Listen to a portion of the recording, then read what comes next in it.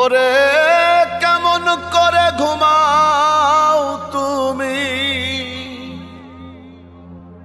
কেমন করে ঘুমাও তুমি ফজর করে কাজা।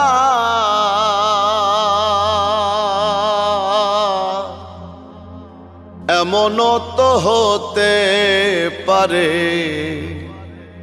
জোহরে জানাজা তোমার, এমনও তো হতে পারে জোহরে জানাজা। মুসলিম হয় না জন্ম নিলেই মুসলমানের ঘরে, কাফের মুমিন তফাতটা হয় সালাতের উপরে হে মানুষ।